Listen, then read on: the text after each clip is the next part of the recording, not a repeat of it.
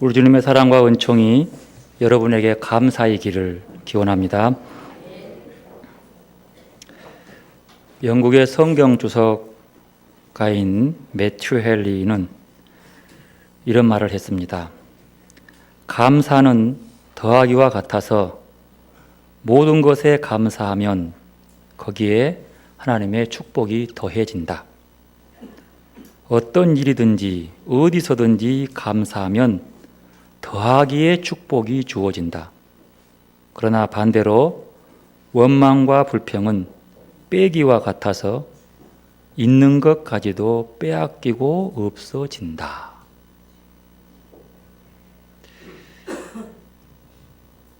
감사하는 사람은 점점 더 풍족한 삶을 살지만 원망하고 불평한 사람은 결국 불행하게 된다고 하는 거죠. 더하기와 빼기, 감사와 불평의 차이라고 봅니다. 여러분, 올해 초에 시작했던 감사일기 하루 5가지 이상 감사 쓰기 여러분 하셨습니까? 그렇게 모아서 최소한 100가지의 감사를 기록해 놓으셨는지요? 많이 못했을 겁니다. 못했으면 여러분 100개의 감사도 없다는 거예요. 이제 올해가 얼마 남지 않았습니다. 지금부터 늦지 않았습니다. 올해 가기 전에 최소한 따블되지 않도록 100가지의 감사를 기록하시기를 바랍니다. 여러분 좀 하십시다. 그리고 저한테 숙제 검사를 받으시면 되겠습니다. 왜냐하면 그 감사를 모아놓고 나면은요, 다른 사람의 감사를 들으면 내가 전혀 감사할 거라고 생각하지 않는 부분을 감사를 보고 아이고 근데 이거 놓쳤네? 감사를 놓치지 않는다는 거예요. 내가 감사할 것을 놓치지 않고 입으로 감사하면 어찌 된다고요? 더하기가 되는 거예요. 이루 말할 수 없는 이상하게 더해지는 거예요. 그래서 감사를 나 혼자만 간직한 게 아니라 나눈다는 게 그래 중요한 거예요. 아, 내가 보지 못한, 내가 감사하지 못한 저것도 저 사람은 감사하네? 그리고 나를 돌아보니까 정말 그것도 감사할 일이거든요. 그래서 100가지는 최소한이에요. 100가지 넘어야 되는데 하여튼 최소한 그 정도 감사하면 우리가 하나님 앞에 1만 더해도 200이 된다는 말이에요. 200에 감사하면 우리에게 주어지는 행복감과 만족감은 또 200이 되는 거예요. 그때 주어지는 마음의 평안함. 오늘은 추수감사주일입니다. 감사할 수 있는 것이 얼마나 큰 축복인 줄 여러분 아십니까? 감사할 수 있는 것이 얼마나 큰 행복인 줄을 여러분 느끼시지요? 그러면 조건보다도 먼저 앞서서 감사의 것들을 찾아내시기 바랍니다. 그러면 여러분에게는 더 큰 축복이 임할 겁니다.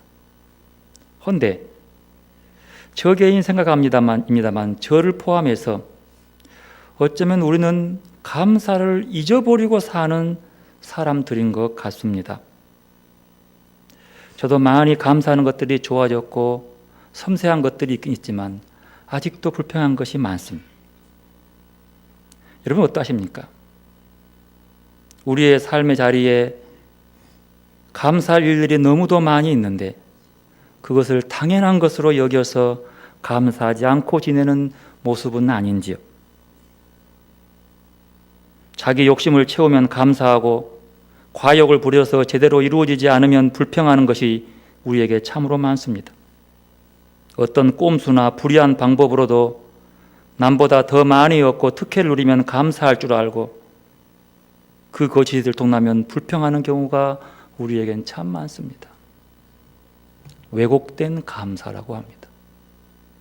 어쩌면 우리에게 왜곡되어진 감사가 몸에 익숙하게 박혀있지 않는지, 수업일수도 턱없이 부족하고 졸업할 수 없는 조건을 가진데도 부모의 돈이나 권력을 등에 업고 특혜를 받아서 좋은 대학 들어가고 한 번도 출석 안 했는데도 학점을 받아서 그것이 감사하다고 두둑하게 하나님께 감사헌금을 낸들, 그것이 감사이겠습니까? 우리는 압니다. 그것은 감사가 아니라고. 그런데 우리는 비질비질하게 그런 것들을 감사라고 배우는 경우들이 많습니다. 만약 감사가 이런 것들을 포함한다면, 이런 것조차도 감사하고 기뻐한다면 우리의 삶 속에는 진정한 따뜻한 기적은 일어나지 않을 것입니다. 진정한 감사를 할 줄 알면 여러분의 삶에 기적이 일어납니다. 그리고 감사함은 우리 인생을 바꾸지요. 그런데 왜 우리는 감사하지 못하는 걸까요? 디모데후서 3장 2절은 이렇게 말합니다. 자신을 사랑하며 돈을 사랑하며 자긍하며 교만하며 회방하며 부모를 거역하며 감사치 아니하며 거룩하지 아니한다고 한탄합니다. 이 모든 한탄의 기본은 감사하지 않는 데 있습니다. 로마서 1장 21절을 보면 이렇습니다. 하나님을 알되 하나님으로 영화롭게도 아니하며 감사하지도 아니하고 오히려 그 생각이 허망하여지며 미련한 마음이 어두워졌다라고 아쉬워합니다. 여러분, 감사는 이런 허망한 것들의 마음을 치료하는 아주 중요한 명약입니다. 감사하는 사람은 자신들을 사랑하지 않습니다. 돈보다 더 중요한 것들을 압니다. 교만하지 않습니다. 감사하는 자는 부모를 거역하지 않지요. 하나님 앞에 서면, 깊이 만나면 우리는 감사부터 할 수밖에 없는 처지입니다. 오늘 본문은 마태복음 5장, 6장, 7장에 포함된 예수님의 산상설교입니다. 산상설교라고 하는 것은 우리에게 많은 것들을 줍니다. 산상설교에도요, 감사하게 하지요. 급한 일부터 먼저 하는 사람은 감사할 수 없어요. 하지만 급하지만 필요한 일을 하는 사람은 감사할 수 있습니다. 잘 보십시오. 급한 일인지 필요한 일인지. 우리가 감사하기 위해서는 정말로 필요하고 본질적인 것들을 찾아간다는 것이 중요합니다. 주님은 본문 말씀합니다. 너희는 먼저 그의 나라와 그의 의를 구하라. 감사하며 살 수 있는 것 큰 행복입니다. 오늘 감사주일에 여러분 마음속 깊은 곳에서 누구도 경험할 수 없는 감사가 솟구쳐 올라오기를 소원합니다. 오늘 본문의 산상수훈의 큰 주제는요, 오늘을 사는 것들이에요. 오늘을 사는 사람들의 모습. 오늘 내가 그리스도인으로서 이 땅에 살아가는 길이 뭐냐? 여러분, 산상수훈은 죽어 천당과 지킬 일이 아닙니다. 이 땅에 살아서 우리의 삶 속에서 이루어져야만 한다는 것이죠. 그런데 현대의 우리에게는 이런 산상수훈의 교훈보다는 물질 만능 시대로 무언가 더 크고 새늘리기에 몰두해 있습니다. 교회는 교회대로 큰 교회를 지향하고 자신들의 교회 새늘리기에만 몰두하고 있습니다. 언제부턴가 수많은 교회들이 영혼과 몸과 물질이라고 하는 삼박자 축복을 내세워서 하나님의 자녀가 되면 이런 삼박자의 축복을 받는다 하면서 우리를 이상한 곳으로 몰아넣습니다. 그런데 여러분, 하나님은 고난을 통해서도 우리를 훈련시키고 때로는 고난을 통해서 우리를 강하게 일으켜 세우며 강하게 역사한다는 사실을 잊어서는 안 됩니다. 고난과 어려움은 저주가 아니라 하나님이 주어지는 축복의 아주 중요한 통로라는 사실도 성경은 우리에게 말합니다. 그래서 오늘 산상수훈이 그런 거죠. 산상에서 주님이 제 아들을 앉혀놓고 하는 설교예요. 저는 이 설교 중에서요, 오늘 이 본문처럼 이렇게 멋지고 논리적이고 아름다운 설교는 제가 익히 딴 데 들어볼 수가 없어요. 번역된 우리 개역성경, 다른 번역된 성경, 영어로 된 것, 독일말로 된 것, 어느 나라 말로도 그것을 꼼꼼히 번역해서 읽어보면 이야, 정말 멋지다. 이렇게 멋있는 설교를 할 수 있을까? 참 그 설교가 멋져요. 너무 감동적이에요. 오늘이 본문의 중심 주제, 무엇을 설명하기 위해서 했을까? 뭐죠? 딱 하나입니다. 25절. 염려하지 말라고 하는 거예요. 의식주를 염려하지 말라. 이 염려하지 말라는 제목을 예수님이 이렇게 쭉 설교한 거예요. 너무 논리적이고요. 너무 멋있어요. 너무 아름다워. 야, 나는 어떻게 이렇게 멋진 설교를 할 수 있을까? 생각해 봤어요. 예수님은 염려하지 말라. 여러분, 주님의 이 말씀 믿습니까? 염려하지 말라 주님 말씀만 여러분 아멘 할 수 있습니까?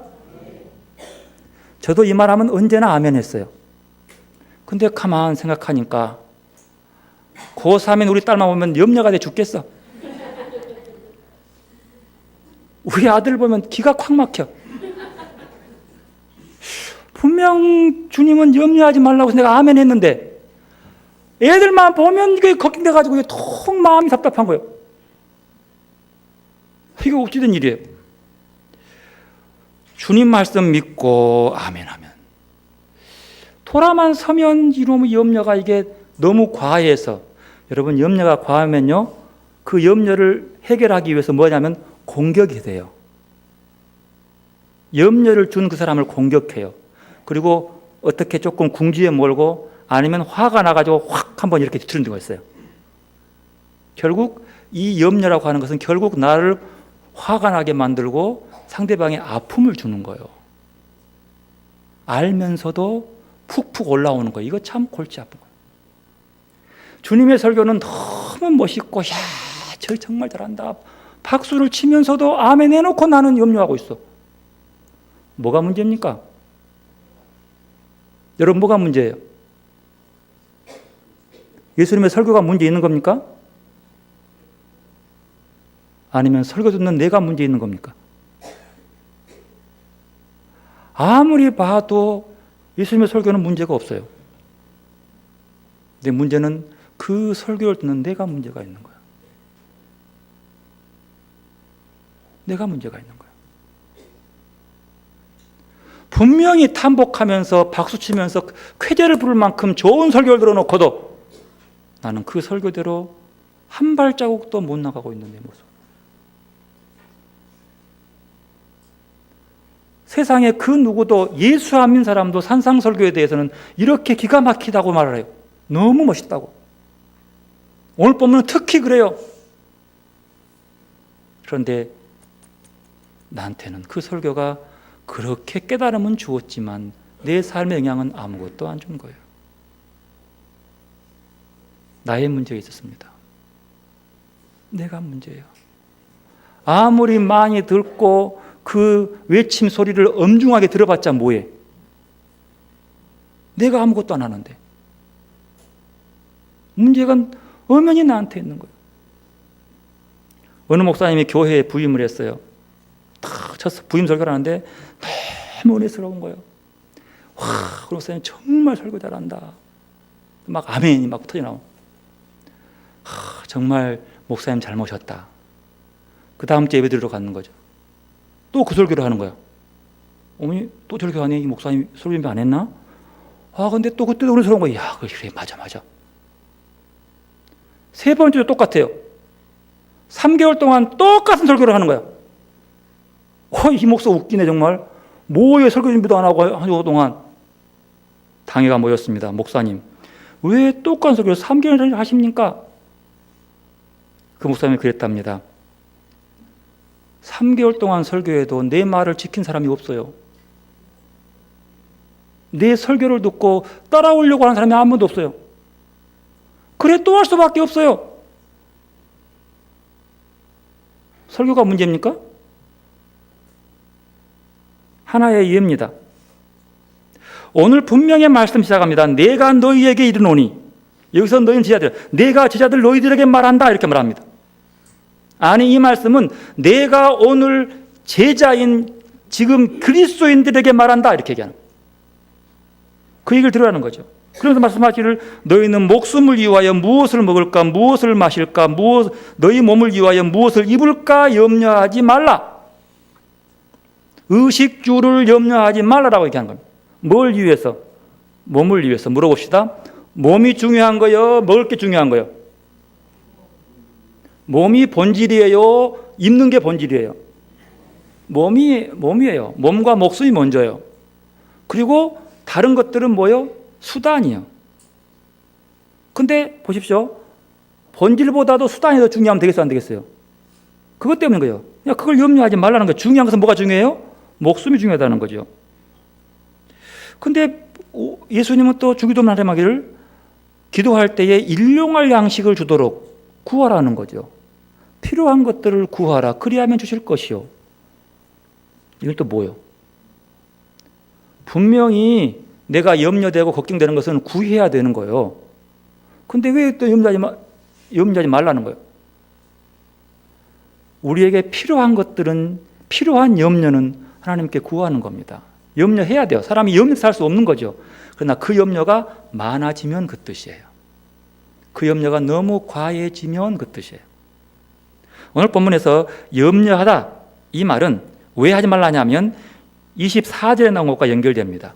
24절 마지막 절에 보면 이렇게 말합니다. 뒷부분 보면요, 하반절 보면 너희가 하나님과 뭐를? 재물을 겸하여 섬기지 못하느니라. 하나님과 재물을 겸하여, 재물은 만몬이에요. 하나님과 만몬을 겸하여 동시에 섬길 수 없다. 그러니까 하나를 빼라고 하는 거예요. 그러면 여기서 우리가 볼 것은 이 염려라고 하는 말이 무슨 말일까 찾아봤더니 헬라 말로 염려하는 본말은 메림나테인데 메림나오라고 하는 원형에서 변형된 단어입니다. 메림나오라고 하는 말은 분열하다, 나뉘어지다 그 뜻이고 무엇에 관심을 갖다 그런 뜻입니다. 그러면 무엇에 관심을 갖다고 하는 것은 이해가 돼요. 자꾸 뭐 재물에 관심 갖는 것들을 하지 말라 그런 뜻이죠. 그런데 분열하다는 뜻이 있어요. 염려라고 하는 것은 마음이 나뉘어진 걸 뜻한다는 거예요. 마음이 깨져버리는 걸 뜻하는 거예요. 여러분, 유리가 통유리로 온전한 유리가 되면요, 사람이 만져도 손 베지 않습니다. 근데 유리가 탁 깨져버리면 이게 조금만 조심하지 못하면 그냥 찔러버려요. 그리고 손을 베어버려요. 애리고 아픈 거예요. 마음도 그 유리와 같아요. 마음이 온전하면 어지간히 해도 다치지 않아요. 나도 안 다치지만 남에게 다치지 않는 거예요. 그러나 내 마음이 짱 깨지는 순간, 이게 내 마음 찢어지는 아픔은 있지만 그 아픔이 남을 찌르는 거예요. 남을 아프게 하는 거예요. 남의 마음을 베요. 보통 내 마음이 찢어지고 깨어진 사람이 온전히 보소가 되지 않으면 남을 찌르고 아프게 되는 겁니다. 그게 마음인 거예요. 염려는 그렇게 마음이 깨어진 데부터 시작되는 거예요. 온전한 마음이 깨진 데부터. 왜냐하면 염려가서 마음이 깨어지면 온전히 하나님만 섬기지 못하게 하기 때문이에요. 온전히 하나님만 바라보지 못하게 하기 때문이에요. 깨어진 마음이에요. 그럼 언제나 그 옆에 염려를 해결하기 위해서 내 속에서 남을 찌르게 된다는 사실. 사실 사람이 먹고 살 염려를 하다 보면 자연히 재물 얻기를 위해 필요하다고 생각하는 경우 자칫 하나님의 뜻을 저버리고 그것을 얻을 확률이 있다는 거예요. 하나님만 섬기기 위해서는 그래서 또 하나의 한 마음으로 염려하지 말라는 거예요. 깨진 거 하지 말아요. 온전히 한 마음으로 하나님만 섬겨라. 그리하면 너희에게 뭐 해주라? 그 나머지는 더해주겠다고 하는 거예요. 그리고 그렇게 하나님만 섬기는 자의 마음은 온전하기 때문에 누가 그 마음을 건드려도 아픔을 주지 않습니다. 나도 아프지 않고요. 마음을 깨지는 것. 어느 한 회사의 최고 경영자가 그 중견 간부들의 부인들을 다 모아놓고 그들에게 좋은 프로그램으로 잔치를 베풀면서 또 회사도 소개하면서 이제 격려했습니다. 그리고 이제 어느 정도 마지막 이제 파티 끝나고 차 마시는 순간에 사장이 나와서 말합니다. 자, 여러분, 회사에 하고 싶은 얘기, 평소 하고 싶은 건의사항 같은 거 있으면 허심탄회하게 하시기 바랍니다. 한 여인이 손을 들었습니다. 사장님, 허심탄회하게 얘기하겠습니다. 우리 남편은 왜 진급이 안 되는 겁니까? 그의 입사 동기는 다 부장이 되고 이사가 되었는데 여전히 우리 남편은 아직도 과장입니다. 그렇지만 사장님, 이가 얼마나 회사 일에 열심인지 모릅니다. 그는 집에 와서도 온통 회사 일에 대한 염려로 집안일도 안 하고 온통 그 일만 고민하고 있습니다. 이렇게 물었습니다. 참 난처한 사장이 쭈뼛쭈뼛하면서 그 남편이 누구시냐고 했더니 이 아무개 과장이라고. 아, 이 아무개 과장요. 그러면서 사장이 대답합니다. 이 과장은요, 회사에 나오면요, 집안일 염려하느라고 일을 안 해요.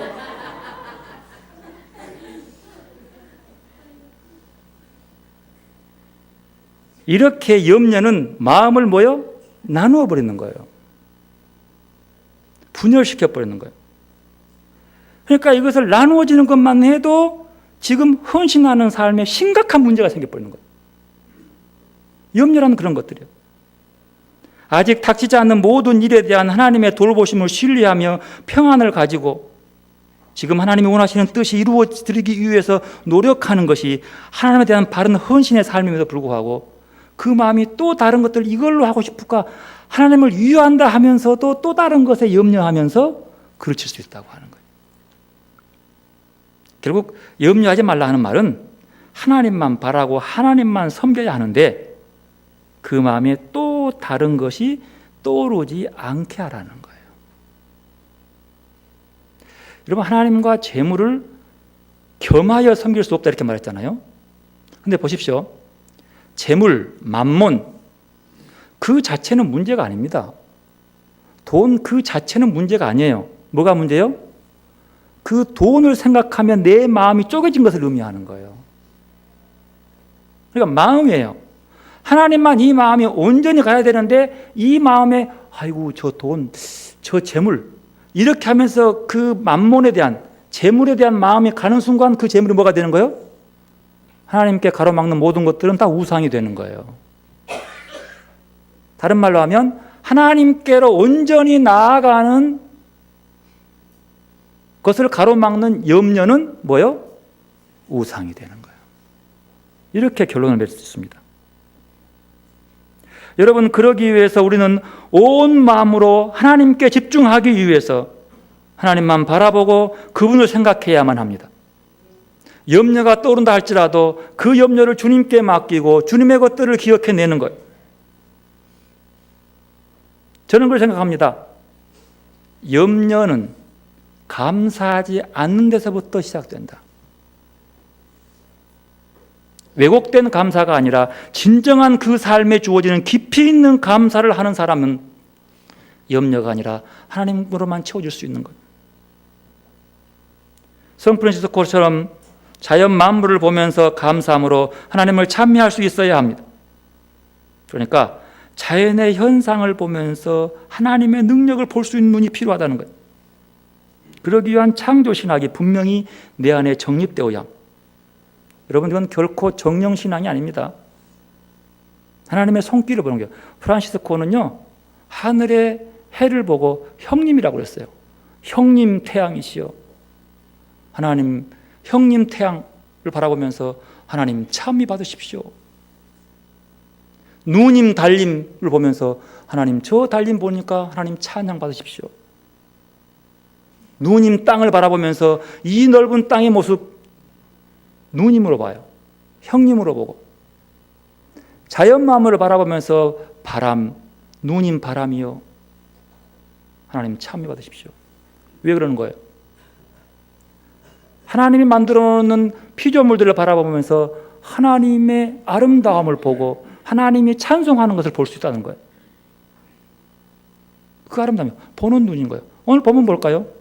오늘 본문 26절을 보면 첫째 뭐라고 합니까? 뭘 보라고 합니까? 공중의 새를 보라. 새를 봐서 어쩐다는 거예요? 우리 문제인 줄 아시죠? 예수님 말씀하는 것은 의도예요. 여기서 보다라고 하는 말은요, 헬라 말로 하면 엠블레포에서 나온 얘기입니다. 원래 블레포가 보다라는 뜻인데 M이 붙어가지고 붙으면은 주목하여 보다, 눈여겨보다, 깊이 있게 보다 그 뜻이에요. 그러니까 어떤 새를 볼 때에 그냥 새 날아가네 보는 것이 아니라 저 새를 좀 더 깊게 보라는 거예요. 근데 예수님은 그렇게 깊게 새를 보니까 뭐요?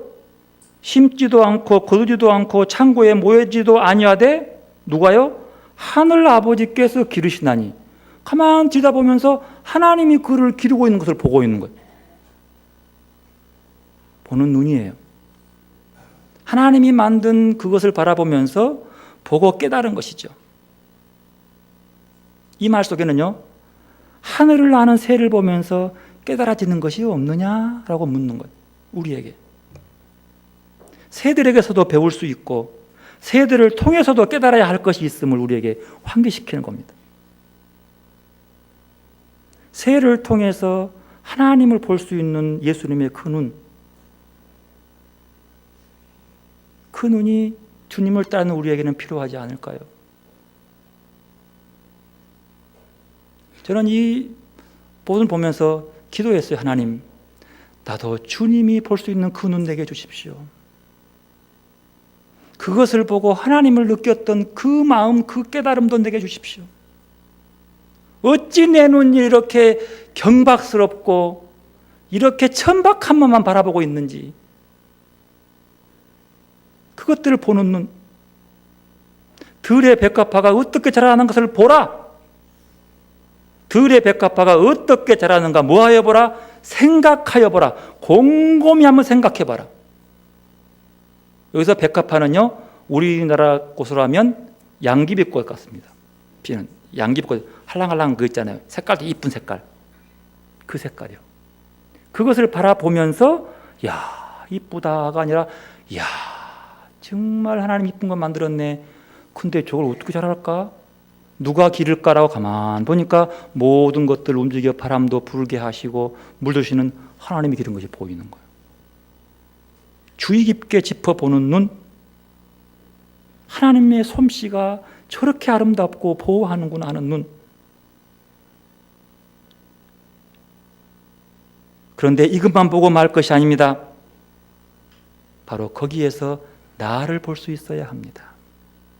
이게 중요한 거예요. 오늘 본문 30절 보십시오. 쭉 해놓고요. 오늘 있다가 내일 아궁이에 던져지는 들풀도 하나님이 이렇게 입히시거든. 그 다음에 하물며 누구냐? 너희일까 보냐? 믿음이 작은 자들아. 너희일까 보냐? 이 말 속에는 비교적인 의미로 너희라고 하는 이 말씀을 듣는 사람들이 공중의 새나 들풀보다 뭐요? 더 귀하다고, 더 하나님께서 깊이 있게 보호하신다는 뜻이 거기에 포함되어 있는 거예요. 그게 너희가 보냐? 인간의 존엄성을, 너희가 얼마나 존엄하고 귀한 줄 아느냐? 그 말이에요. 믿음이 적은 자들아. 근데 문제는 그것을 보지 못하는 사람 뭐냐면 믿음이 언제요? 적은 자들이에요. 믿음이 적다라는 헬라 말은요, 올리고 피스토스라는 뜻입니다. 올리고 더하기 피스토, 피스토는 믿다 그 뜻이거든요. 그 두 개가 합성어예요. 믿음이 작은 자들아. 분사화시켜서 사람을 된 거죠. 올리고스, 올리고. 여러분, 올리고당 식품 첨가물 있죠? 무슨 말이에요? 그냥 그것 보고 샀어요? 올리고당 있는 거 보면 사 먹으면 좋아요. 올리고당이란 말은 뭐냐 그러면 당분이 적게 들어있는 거 그 뜻이에요. 당분이 어떻게 해요? 적게 있는 것. 당분을 뺀 것 그 뜻이에요. 있긴 있는데 적어. 그게 올리고 당이에요. 아주 적다는 뜻이에요. 그러면 올리고 믿음 그러면 무슨 말이에요? 믿음이 적은 그 뜻이에요. 다른 말로 하면 믿음의 함량이 미달된 그 뜻이에요. 하나님을 제대로 믿는 사람은 공중의 새를 보고 하나님이 먹으신 걸 볼 수 있고 들의 백화를 보고 하나님께서 기르시고 보호하시는 것들을 볼 수 있는 것이 정상적인 믿음의 눈인데, 올리고 믿음 이렇게 말하면 야, 믿음이 너무 함량이 부족해서 아직 너희들이 그걸 못 보느냐 그 뜻이요. 적은 자들아 그렇게 얘기합니다. 좀 더 깊이 볼 수 있는 눈은 없느냐 그 뜻이요. 그러므로 염려하여 이르기를 무엇을 먹을까 무엇을 마실까 무엇을 입을까 염려하지 말라. 이는 다 이방인들이 구하는 것이라. 하나님께서는 그래도 믿음이 적은 너희들에게도 하나님이 입히시고 먹이시는 것을 너희들 한번 보아라, 그 뜻이에요. 보는 눈입니다.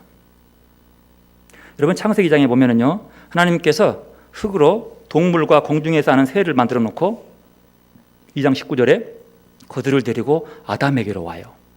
그리고 이제 아담에게 오면서 왜 데려왔을까요? 뭐 하라고? 이름을 지으라고. 그러니까 오니까 그 다음 절에 보면, 그 다음 바로 밑에 보면 그들의 이름을 부를 때마다 그것이 그의 이름이 된다 그래요.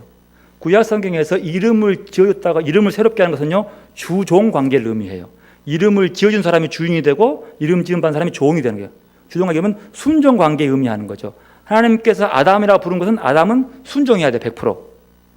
아브라함이 아브라함으로 이름 바꿨죠. 순종한 사람 살아라는 뜻이에요. 야곱이 뭐가 됐어요? 이스라엘이 된 거예요. 이름 바꿔줬다가 하는 것은요, 이름을 저게 새로운 주종 관계를 의미하는 거죠. 그리고 천주교는 이런 영세 받으면 뭐돼요? 이름을 바꿔주잖아요. 그러면 당신은 이제 그 이름으로서 하나님의 이름을 지금 받았으니까 거기에 순종하며 살아라, 그 뜻이에요. 성경은 이름 지은 걸 그런 뜻이거든요. 그래서 이제 이름을 지어줬어요. 이름을 지어주고 그것들을 보다 보니까 그래서 다스림이 나오는 거예요. 다스림이란 것은 그를 잘 관리하는 뜻인데 지 맘대로 먹는 게 아닙니다. 근데 여러분, 그것만 이유에서 데려온 것이 아니에요. 그 성경에는 없지만 그 간격을 보면은요, 하나님이 그 동물들을 데리고 아담에게 온 이유는 뭐냐면, 아담아, 우리 같이 이것을 보고 놀라워하자, 그 뜻이에요. 같이 경탄해 보자, 그 뜻이에요. 창세기 1장에 보면 하나님께서 빛이 있으라. 빛이 있으니까 어땠어요? 보시기에 좋았더라. 하나님 보시기에 좋은 거예요. 해와 달과 별을 만들고 하나님께서 보시기에 좋았더라. 토브, 히브리 말로. 좋았어요. 이야, 이게 정말요. 와, 정말 멋있네. 하나님이 지어놓고. 하나님께서 동물을 지어놓고, 우와, 참 멋있다. 근데 아담을 만들어 놓고 주세요. 얘는 진짜 멋있네 하면서 매우 좋아하시더라. 매우 아름답게 하시더라. 데리고 온 이유는 아담아, 이거 이쁘지 않냐? 그 말이에요. 나랑 같이, 와, 진짜 좋다. 진짜 아름답다. 이것을 보자는 거예요. 그 속에서 하나님 만드신 게 너무 아름다워요. 함께 하자는 거예요. 주님의 뜻을 따른다고 하는 것은 주님이 경탄해하며 놀라워하는 것들을 보고 함께 놀라워하자는 뜻이에요. 근데 그렇게 데려와서 이름 지어놓고 다스린다는 의미를 가지고 이름 지어놓고 비둘기 잡아먹어버려. 이것이 어떻게 경탄이 되겠냐는 거예요. 먹는 것은 문제가 아니지만 너무 과하게 먹어버려. 이게 문제가 되는 거죠. 그러면 하나님이 지으신 사람을 바라보면 어떻게 해요? 저도 이제 뭐 나무를 보고 보면은 조금씩 와, 진짜 멋있다 감탄했어요. 숲 보고 감탄하고 나무 보고. 근데 하나님이 가장 경탄해하면서 무지하게 좋네라 하면서 막 놀라워하는 사람들을 보면 그 사람은 진짜 사람이 꽃보다 아름다워. 그건 사실이요. 근데 어떤 사람은 그렇게 미워 죽겠어. 어떤 사람이 그냥 보기도 싫어. 이름만 들어도 막 치가 떨려. 뭐가 문제인 거예요? 기도해서 하나님 이거 어쩌면 좋습니까? 뉴스에 맨날 제일 많이 나오는 그 이름 들으면 내가 막 몸이 떨리는데 하나님은 그걸 지어놓고 이야 아름답지 않냐 이런데 나는 이게 아름답진 것이 아니라 이게 뭐 아름다운 거야 이게. 이거 어쩌면 쓰겠냐고 하는 거예요. 그러면 하나님 말씀을 가장 중요한 이게 하나님이 함께 놀라워하지 않는 내 모습이 아니냐는 말이에요. 어제 기도해서 하나님 이거 어쩌면 좋습니까? 이런 내 모습이 이거 모순이지 않죠. 말 못한 꽃을 보고는 이야 아름답다 하나님 참 고맙습니다. 향기가 좋네 이렇게 하고 있으면서 그 미운 사람 이름만 떠오르면 막 그냥 부불 끓어오르는데 이걸 어떻게 하면 좋냔 말이에요. 하나님 이거 어떻게 하면 좋습니까 이거. 하나님 그래도 그 사람 이뻐요? 라고 물어봤어요. 그래 이뻐해야지. 어떻게요? 어떻게요? 아름다운 공동체에서 그래서 회개시켜서 그 말이에요. 그 사람이 다시 그 아름다움으로 돌아오게 하기 위해서 내가 너희들에게 사명을 준 게 뭐냐? 그렇게 너희들이 속에서 그 아름다움을 잃어버린 자를 다시 아름다운 공동체로 모아들이란 말이야. 그게 내가 네게 다스리는 것이 아니야. 그래서 너희들에게 다스리란 말은 그런 뜻이에요. 통찰한 말은 하나님의 그 아름다움으로 같이 빛으로 초대되어는 거예요. 그래서 천국도 들어갈 수 없는 우리에게 회개할 수 있는 기회를 주고 회개하는 자에게 용서함으로써 하나님 나라의 아름다움을 만들어 간다는 뜻이에요. 너희도 그래라. 그럼 어찌해야 합니까, 하나님? 너희들이 그 죄를 회개하도록 이끌어가야 할 것 아니냐. 애언자들이 목숨 걸고 하나님 앞에 나가서 회개하라, 회개하라. 이 나라가 살기 위해서는 회개하라.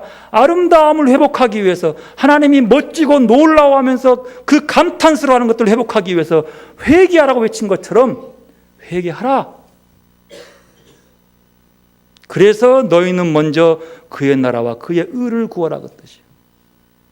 이 말은 그 뒤에 구하란 말 아니고 그것만 구하면 그 위의 것들은 하나님께서 더하여 주시겠다고 얘기합니다. 여러분, 이것이 하나님께서 우리에게 주신 그 아름다움의 모습이요. 우리의 그 누구 하나라도 우리의 아름다움의 공동체에서 소외시키거나 떨어뜨리거나 낙오시키는 것이 아니라 함께 가기 위해서 눈물을 흘린 것이 그리스도인이요. 그러기 위해서는 회개가 전제되어야 합니다. 하나님은 말로만 회개한 사람들은 절대로 용납하지 않습니다. 진심으로 회개합니다. 하나님도 그 회개의 시간이 지나쳐버리는 그곳에는 원래대로 심판이 임해버립니다. 그 기간이 있는 거예요. 언제까지인지 모르지만. 여러분, 우리의 작은 가정공동체, 교회 공동체, 이 나라 공동체가 하나님이 보시기에 아름다운 공동체를 만들기 위해서 우리는 부단히 그들에게 다시 빛 가운데로 초대하며 그 자리에서 하나님의 아름다움을 서로 보고 서로 놀라워하고 서로 감사하고 나아가야 한다는 것. 그러기 위해서 저는 가장 기초가 먼저 감사할 줄 알아야 된다고 저는 믿습니다.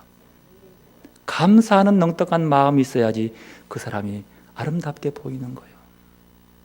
그 사람 속에서 불평만, 감사하지 못할 것만 찾으면 감사가 진짜 안 되는 거예요. 아름답지 못해요. 그러나 조금 불편한 게 있다 할지라도 감사의 것들을 찾아서 감사하기 시작하면 차근차근 그 사람이 감사로 바뀌면 아름답게 보이기 시작하는 거예요. 누구에게 진정한 감사해 보십시오. 그 사람이 얼마나 아름다운지. 여러분, 온 마음 들여서 감사해 보십시오. 얼마나 아름다운지. 예수님은 그래서 늘 기도했습니다. 사람을 고칠 때도 하나님께 감사기도 했고, 굶주린 자를 먹일 때도 하나님께 감사기도 했고, 자기 몸을 드릴 때도 감사기도 했고, 자신이 없는 시간에 제자들이 흩어지지 않고 하나가 되게 하기 위해서 지켜달라고 기도했고, 아버지와 아들이 하나인 것처럼 그렇게 하나 되게 해달라고 기도하셨지만, 여러분, 예수님은 자기 자신을 위해서 축복하는 기도는 하지 않았다는 사실을 다시 한번 기억해 보시길 바랍니다. 바로 그것 때문에 현세적 축복을 구하는 바리새인들의 기도가 공허하게 들리는 거예요. 바로 그것 때문에 지금의 물질적인 만족과 지금의 명예와 재물을 구하고 추구하는 그리스도인의 기도가 공허해지는 거예요. 바리새인이 하는 기도나 그리스도인이 하는 기도가 예수님이 동반자로 삼으신 기도의 소리와 같은 울림인지 한번 깊이 생각해 보시기 바랍니다. 오늘날 교회에서, 거리에서, 집에서 그리스도인이 내는 기도의 소리와 내용이 예수님의 기도와 내용적으로 일치하는지 한번 점검해 볼 필요가 있습니다. 새벽에 기도하고 심야에 기도하는 사람들의 그 기도 모임이 밤중에 기도하고 아침 일찍 나가 한적한 곳에 기도하신 예수님과는 예수님의 기도와는 형식적으로 유사하지만 그 기도의 내용은 너무나 다른 기도로 들리지 않는지요. 기도가 틀린 게 아니라 우리가 바라보는 게 달라지는 거죠. 비틀어진 기도. 예수님이 낮에 기도하신 것은 사람들의 피폐한 삶을 고치는 것이며 하나님의 자비하심과 안쓰러움을 표출하시는 것. 밤에 기도하신 예수님의 기도는 하나님께 자신의 의지를 드리며 결단하는 기도였습니다. 이런 기도가 나오는 것은 그 마음에 담겨져 있는 것들이 나오는 것이요. 예수님은 마음에 담긴 것은 그것을 몸은 따라간다고 말씀하여. 마음에 있는 것이 몸이 따라간다. 마음에 재물이 담기면 몸은 재물을 따라가고 마음에 하나님이 담기면 하나님을 따라가는 것입니다. 내 안에 무엇으로 채워지는가가 그 사람이 구하는 것과 같은 것. 재물과 권력과 명예 등이 채워지면 그것들을 하나님께 구합니다. 그러나 우리 속에 하나님의 것들로 채워져 있으면 하나님의 나라와 그의 의를 구합니다. 여기서 구하다는 말은 추구하다 그 뜻이야. 그걸 추구합니다. 그리스도인은 여러분의 마음에 무엇으로 채워져야 하겠습니까? 하나님으로 채우시기를 바랍니다. 그래서 하나님의 나라와 의를 구하시기를 바랍니다. 그리고 믿음으로 염려하지 말고 그 이외의 것들은 하나님이 채워주실 것입니다. 그것을 믿고 감사할 수 있기를 바랍니다. 지금 우리 앞에 공의로 다가오시는 주님을 만나는 시간입니다. 나를 찾아와 말씀하시는 주님의 음성에 귀를 기울이시길 바랍니다. 그리고 하나님으로 채워주시고 하나님이 추구하는 그 나라와 그 의를 구하는 시간 되시기 바랍니다. 기도로 나가십시다.